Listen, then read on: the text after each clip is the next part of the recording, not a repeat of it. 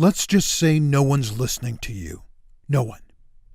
You talk, but your words are met with a blank stare, as if you said nothing. So the question comes up, if no one is listening, then why bother saying anything? See what I'm saying? Why talk when no one's listening? Why not stay silent? Why not just keep those stories inside you? Your stories. Why not bury them? We just shove it down and bury it and make sure that never comes up again. Who would even know if you did? If you buried those thoughts that haunt you? I was treated for nightmares. The climb was challenging, even for John. I noticed that I had more and more fits of anger. He looked out past the roof and could see the bucolic views of pristine mountains. The damage of that was my marriage at the time fell apart. I thought she was the problem. She wasn't necessarily the problem. I was in a bad place. I served during the Vietnam era and all the way up until 1988. Who would know this fact? I served in the Air Force, Texas, Germany, and Saudi Arabia in the 90s. About Chris Rose. Honestly, life is extremely hard. If he kept it all inside, we wouldn't know the following. I was ready to end it.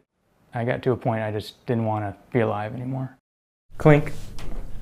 The sound as he flipped his metal Zippo. Now he's ready to live, ready to talk, ready to share what's inside him.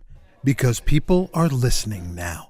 People who've walked in his shoes. We get each other. It's the Red Badge Project he's talking about, founded by actor Tom Skerritt. And what you're encouraging in the Red Badge Project is write about it.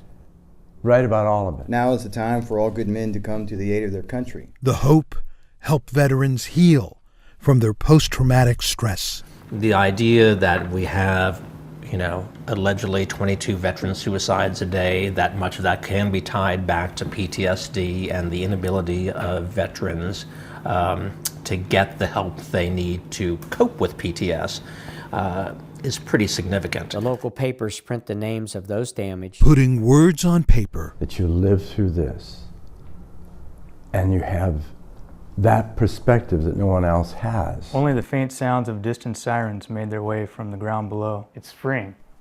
Is it healing? It is healing. Healing. Is this a premise-driven idea? Right? Through storytelling. Because when you get into the premise, our goal was to give these soldiers storytelling skills. And you now have a pencil.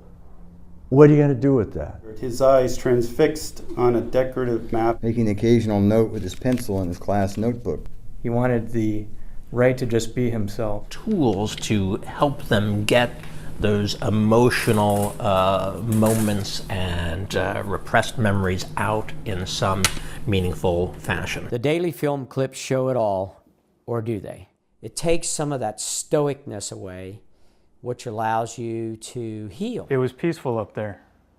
One of the few places he could find peace. It's an absolute gift and a connection that I haven't really had since I was in the service. And it's kind of moving because they're able to share things that nobody, I don't hear from anybody else. Why does something work the way it does is not nearly as interesting as why something makes us feel the way we do. Instructor. That follow? Filmmaker. Storyteller. Warren Etheridge.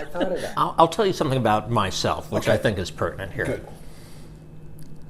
I didn't speak until I was 6 years old.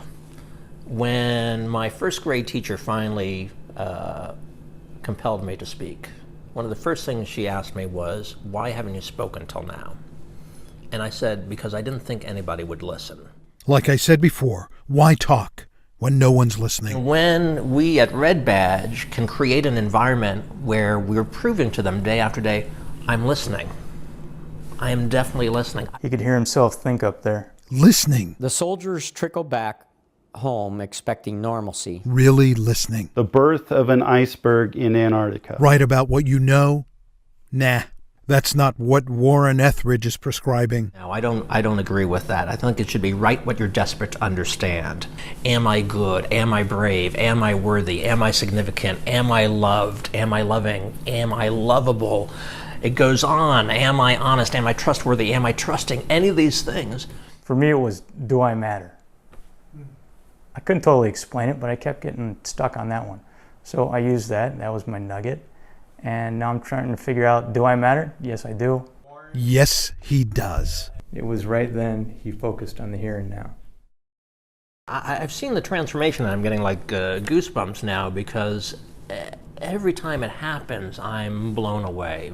Starts with that willingness to share what's inside. Game changer, for sure. And having people there with you, ready to listen. John Sharifi, King 5 News.